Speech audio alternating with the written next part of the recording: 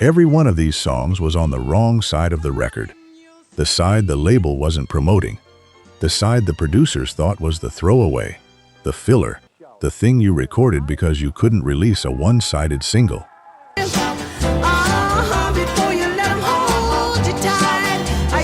And then the DJs flipped the record over, or the audience found it anyway, or history decided the label had gotten it exactly backwards. Tonight, 12 of the greatest soul recordings ever made, and the A-side hits they were supposed to support.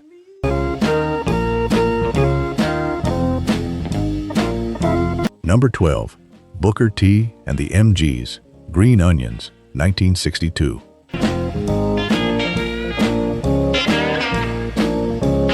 The session that produced Green Onions almost didn't happen. On a Sunday in June 1962, Booker T. Jones, Steve Cropper, Louis Steinberg, and Al Jackson Jr. arrived at Stax Records studio on McLemore Avenue in Memphis.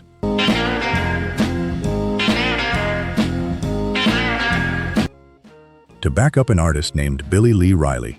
Riley didn't show. The session was empty. The musicians were already there. The equipment was already set up. They started jamming. Booker T. Jones was 17 years old.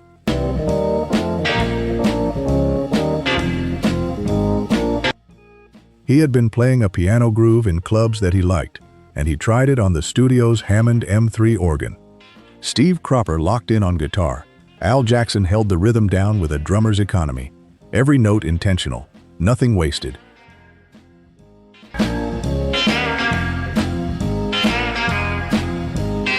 The groove settled into something that felt, immediately, like it had always existed. Jim Stewart, Stax's owner and engineer, was in the building. He heard what was happening, walked in, listened, and told them it was good enough to put out as a record.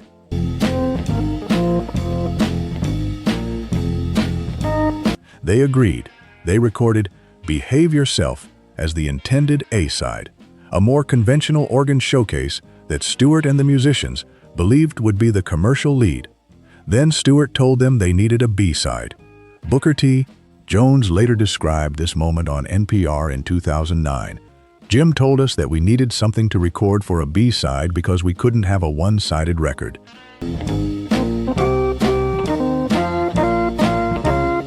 And one of the tunes that I'd been playing on piano, we tried on Hammond organ so that the record would have organ on both sides, and that turned out to be Green Onions, the throwaway B-side they recorded because you can't release a one-sided single reached number 3 on the Hot 100 and number 1 on the R&B chart. Stax immediately reissued the single with the sides flipped.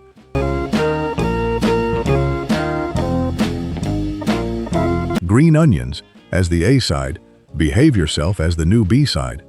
The organ groove that Booker T had been playing in clubs, tried on a whim on a Sunday when an artist didn't show up, became one of the most recognized instrumental recordings in the history of soul music. Behave Yourself has been largely forgotten.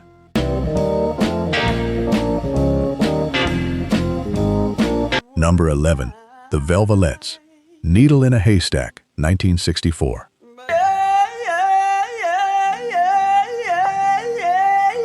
The Velvelettes were the Motown group that most directly named what was happening. Carolyn Gill, one of the group's founding members, stated on the record, in a documented quote that has appeared in multiple music history sources, that at Motown, over a period of time, favoritism surfaced, which I believe had something to do with the romantic link between Berry Gordy and Diana Ross. That is not an allegation from a disgruntled outsider. And you better that is a documented statement from someone who was inside the Motown system while the favoritism was operating, watching it happen in real time. The Velvelettes were students at Western Michigan University when they were signed to Motown's VIP subsidiary.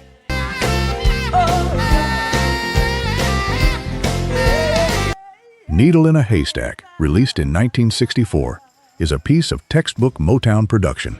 The Funk Brothers in full command, female harmonies over hand claps, a lyric about romantic persistence, delivered with confidence. It reached number 45 on the Hot 100. These Things Will Keep Me Loving You, their 1966 VIP recording, became a beloved Northern soul staple. evidence that the quality of their recordings was fully capable of sustaining a major commercial career under proper promotion. The promotion never came.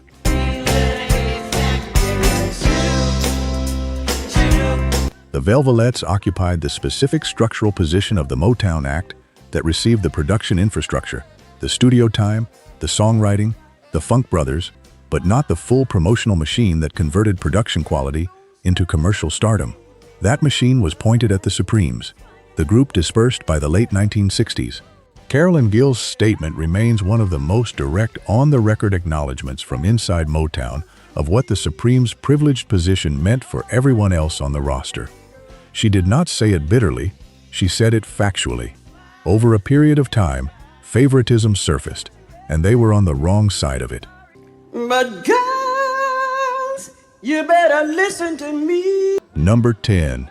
Martha Reeves and the Vandellas, Dancing in the Street, 1964. Dancing in the street, oh, it doesn't matter. Martha Reeves came to Motown as a secretary.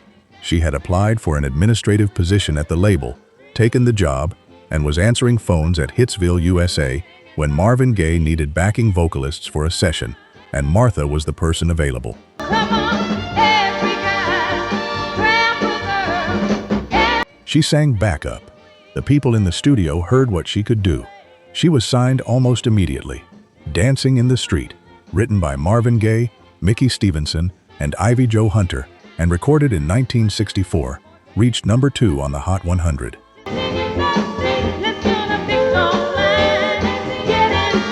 The Vandellas had begun having commercial success before the Supremes found their footing, building a genuine audience through records like Heatwave, Quicksand, and Jimmy Mack, while the Supremes were still trying to get a single to chart consistently. Martha Reeves has been direct about what Motown's internal dynamics felt like from inside.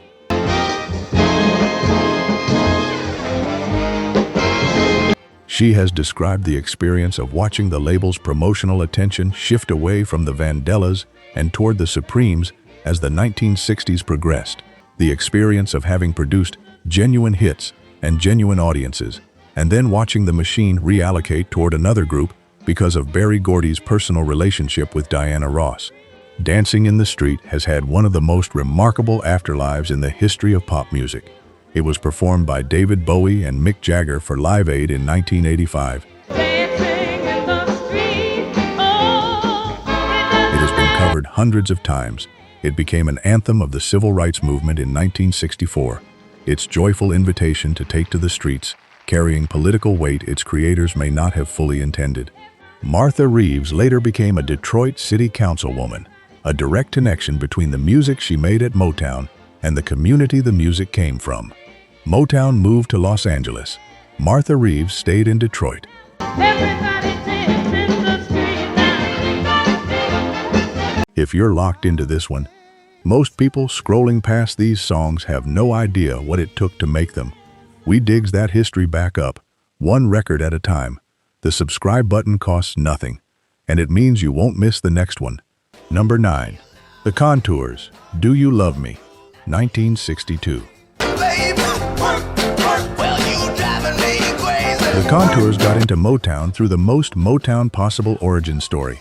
One of the group's members, Joe Billingsley, was cousins with Jackie Wilson, who was friends with Berry Gordy, who agreed to hear the group as a personal courtesy.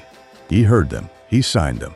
In the music industry, the relationship that gets you in the door is almost always as important as what you can do once you're inside.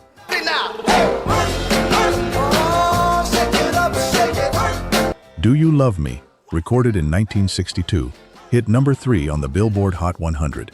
It is among the most physically urgent recordings Motown ever released.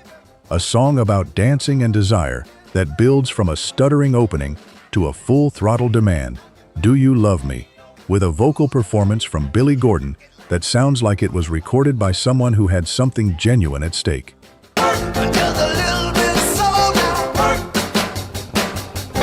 It has none of the polished crossover smoothness that would define the Supremes' commercial peak. It sounds like a Saturday night. It sounds like it was meant for people who danced. Then it disappeared, for 25 years. The Dirty Dancing soundtrack in 1987 included Do You Love Me?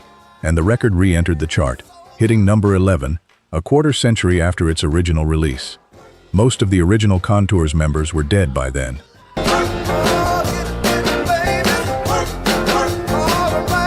The story of the Contours at Motown is the story of a group that had one of the label's earliest and most commercially immediate recordings, then watched the promotional infrastructure that should have supported a full career redirect toward acts that Berry Gordy believed had more crossover potential. Do You Love Me had crossover potential too.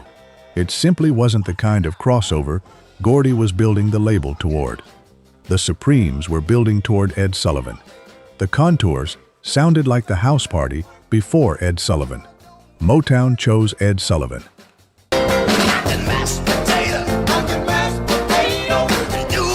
Number 8.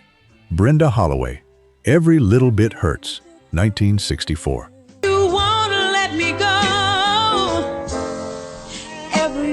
Brenda Holloway was the most commercially promising solo female artist Motown had signed outside of the Supremes, and she was the first black female artist the label had specifically recruited for its new Los Angeles operation. She was 18 years old.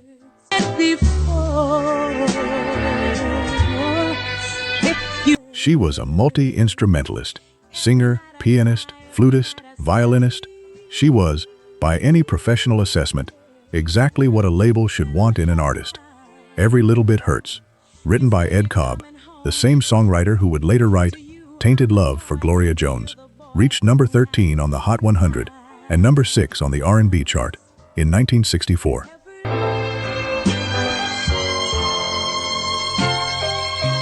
For an 18-year-old making her commercial debut at a label that had been largely male act focused in its early years, it was an impressive arrival. She also co-wrote You've Made Me So Very Happy with her sister Patrice and Berry Gordy, a song that Blood, Sweat and Tears took to massive commercial success in 1969, generating years of publishing income.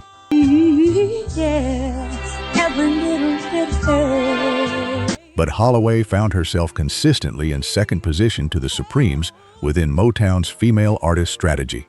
The label's promotional attention was overwhelmingly concentrated on Diana Ross, and the acts around her, regardless of their individual talent, operated in a diminished promotional environment. I can give you all the things that you want. Holloway's own account of her departure is specific. At 22 years old, she wrote a letter directly to Berry Gordy asking for a meaningful commitment to her career. The commitment did not come. She retired from recording. She was 22 years old and she had already given Motown its first significant West Coast hit and co-written one of the decade's most covered songs.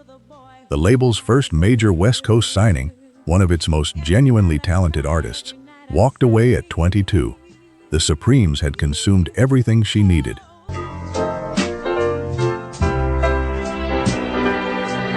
Number 7. Kim Weston, Take Me in Your Arms, Rock Me a Little While, 1965.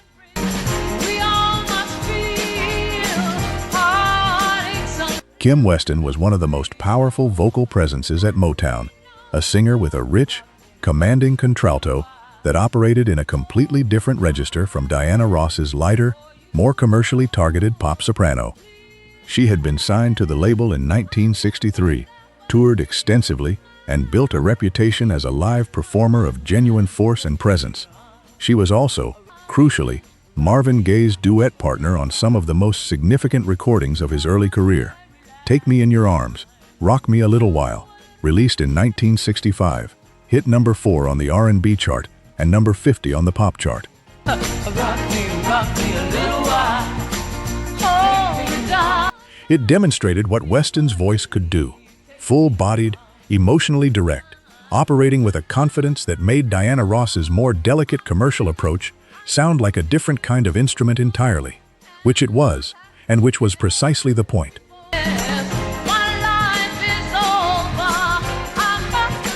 Weston has spoken in interviews about the experience of being at Motown while the label systematically prioritized its crossover pop strategy over artists whose voices and styles were rooted in a deeper soul tradition. She left Motown in 1967 after a dispute over her solo career development. Specifically, the label's reluctance to commit the promotional resources she needed to sustain a solo trajectory. She departed for MGM Records.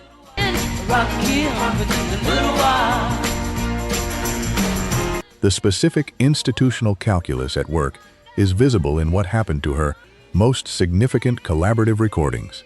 It Takes Two, the duet she recorded with Marvin Gaye in 1967, was released after she had left the label. It hit number 14 on the Hot 100. Motown released it after she was gone, collected the commercial benefits of the pairing, and had already moved on to the next phase of promoting Diana Ross's solo trajectory.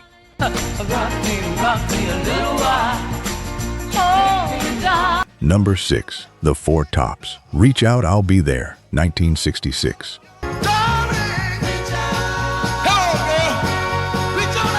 The Four Tops and the Supremes were Motown's two flagship Holland-Dozier-Holland acts simultaneously through most of the mid-1960s, a period during which HDH produced consecutive classics for both groups in what represents the most sustained run of hit songwriting and production in the history of commercial pop music. Reach Out, I'll Be There hit number 1 on the Hot 100 and the R&B charts simultaneously in October 1966.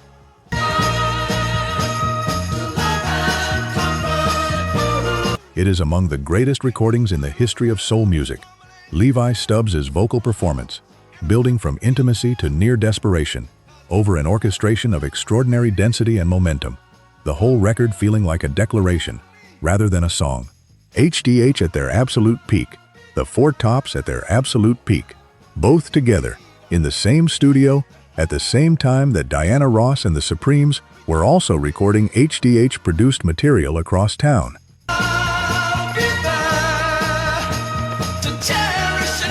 The departure of Holland-Dozier-Holland from Motown in 1968, precipitated by their ongoing financial dispute with Berry Gordy over royalties, hit the Four Tops with the same force it hit the Supremes.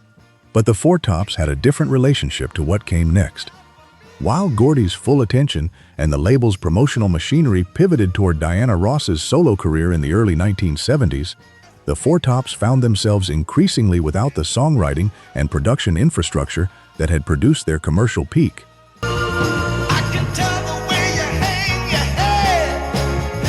They eventually left Motown for Dunhill Records in 1972.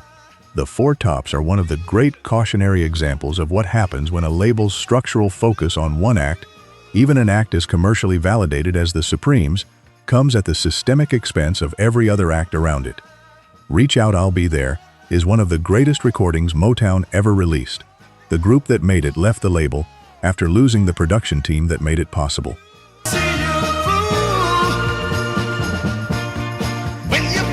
Number 5, The Elgins, Heaven Must Have Sent You, 1966.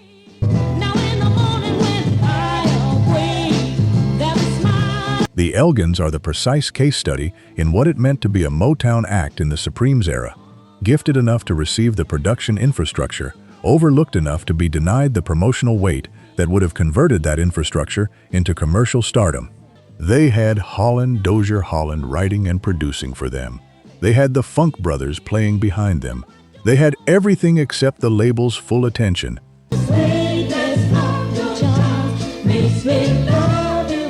Heaven Must Have Sent You, released in 1966, reached number 50 on the Hot 100, a modest showing that failed to translate into the promotional follow-through the group needed.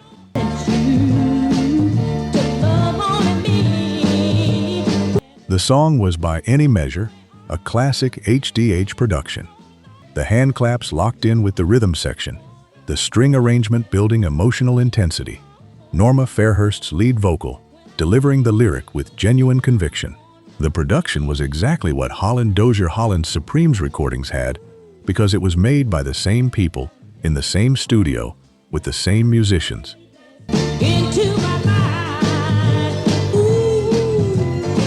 What the Elgins didn't have was a spot at the top of Motown's priority list. When Holland-Dozier-Holland left the label in 1968, the Elgins were left without the songwriting team that had been their most important commercial asset. They dispersed. 13 years later, in 1979, Bonnie Pointer took Heaven Must Have Sent You to number 1 on the R&B chart.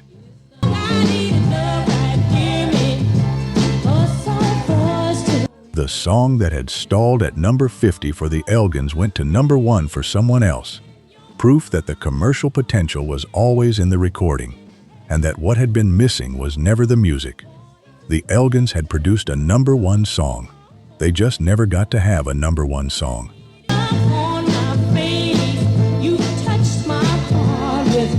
Number 4. The Isley Brothers, Shout, 1959. You know you make me wanna shout. The Isley Brothers arrived at Motown with a track record that most labels would have recognized as exceptional.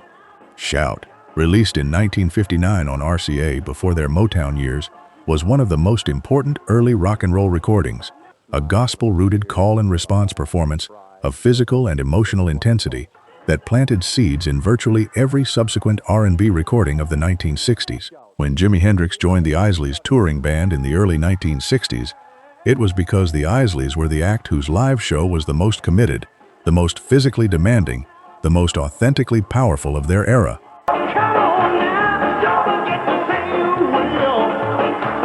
At Motown, they recorded for the Tamla subsidiary and produced material that reflected their genuine range.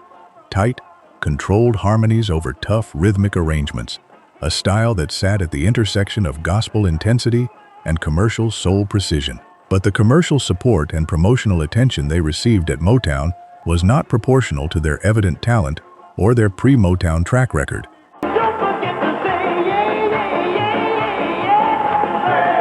The Isley Brothers left Motown in 1963, partly because the label's infrastructure, increasingly organized around building the Supremes into its primary crossover vehicle, was not configured to develop a male vocal group with their specific artistic identity.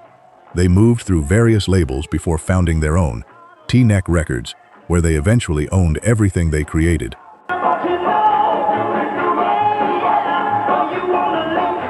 Their subsequent career, It's Your Thing, That Lady, Fight the Power, For the Love of You, was built entirely on the foundation of having learned at Motown what it meant to be systematically under-prioritized.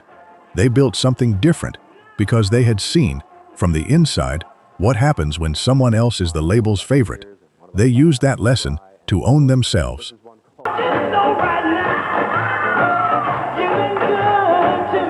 Number 3. The Miracles, Shop Around, 1960.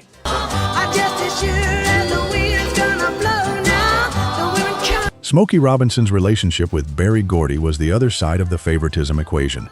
Gordy openly favored Robinson as his most trusted creative collaborator, which meant the Miracles as a group occupied a specific and unusual position at Motown, close enough to power to have resources, but increasingly defined by the individual who led them rather than by the group itself. Just because you become a young man now, it's still something. Shop Around, the 1960 recording that became Motown's first million-selling single, was the record that proved Berry Gordy's entire enterprise was viable.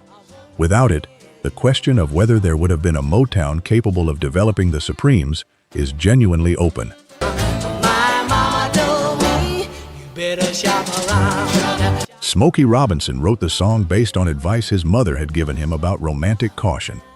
Gordy heard a jazzier arrangement on the radio in the middle of the night, called the Miracles back into the studio, and re-recorded the song at 3 in the morning in the version that became the hit. But the creative and commercial partnership between Gordy and Robinson, which was genuine and mutually productive, had a structural cost for the Miracles as a group. Who's gonna get your children loving before you take a gun and say As Robinson's individual profile grew through his work as a songwriter for other Motown acts, as a producer, and eventually as a solo performer, the group itself receded.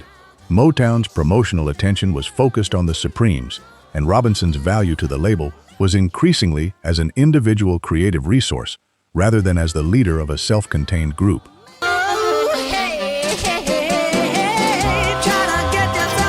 The Miracles without Smokey Robinson, the version of the group that remained after Robinson's 1972 departure, struggled to maintain commercial relevance at a label whose promotional priorities had shifted entirely toward Diana Ross's solo career. The group that had made Motown's first million seller found itself peripheral to a label it had helped build.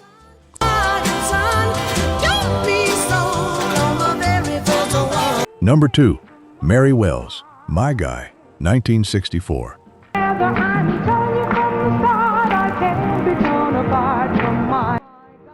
Mary Wells gave Motown its first #1 pop single.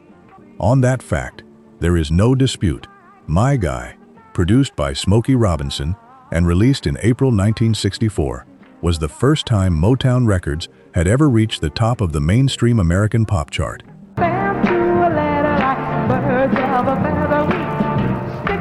Mary Wells was 21 years old. She had been Motown's first nationally significant female artist, the voice that carried the label into pop radio before the Supremes had a commercial breakthrough. The Beatles had toured with her in 1964 and called her their favorite American singer. And then her husband, Herman Griffin, convinced her that her original Motown contract, signed when she was a minor at 17, could be legally challenged now that she had turned 21.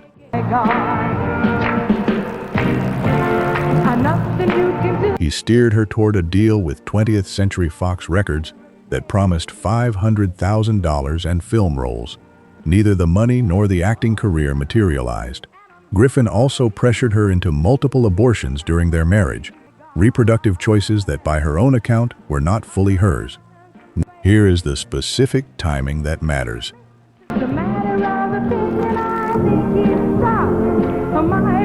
Mary Wells left Motown in the summer of 1964, in the same season that Where Did Our Love Go was on its way to #1, and the Supremes were beginning their commercial dominance. She was not discarded in the most direct sense, but the label that had produced her, that had given her the resources and the songwriting and the sessions that produced My Guy, had already begun building a different female act as its primary commercial vehicle. Nothing you can do, 'cause I'm stuck like glue, my God. Wells spent the following decades watching her commercial standing decline. In 1990, she was diagnosed with laryngeal cancer and had no health insurance. The voice that had given Motown its first #1 pop hit was destroyed by the specific disease that most targets voices. Friends raised money. It wasn't enough. She sued Motown for unpaid royalties the year before she died. They settled for a 6-figure sum. Mary Wells died in July 1992 at 49. My God. Number 1. Florence Ballard, Where Did Our Love Go? The Supremes, 1964.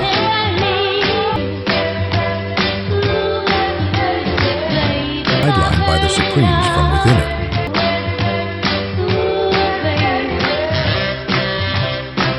She was the group. She founded it. She recruited its members. She chose the name Supremes from a list of options when they needed to change it from the Primettes. She had been building the group since she was in high school in Detroit's Brewster Douglas housing projects.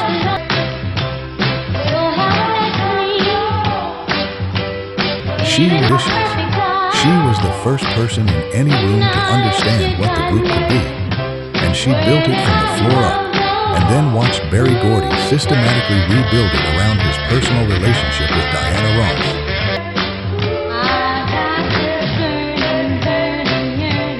The commercial machine that the Marvelettes' rejected song built, the string of 10 consecutive #1 hits, the appearances on The Ed Sullivan Show, the sequined gowns, the sold-out concerts, all of it ran directly over Florence Ballard. She struggled with the trauma of a rape she had experienced at 17.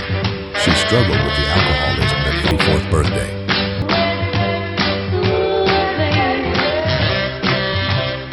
She sued for $8.7 million in unpaid royalties and lost. She applied for welfare in 1972. She died of cardiac arrest in February 1976 at 32 years old. The songs that made Diana Ross famous were recorded in a group that Florence Ballard built. The name Supremes was one Florence Ballard chose. The commercial empire that Berry Gordy constructed on the Supremes' success was built from a foundation that Florence Ballard laid. She received almost none of what that foundation was worth.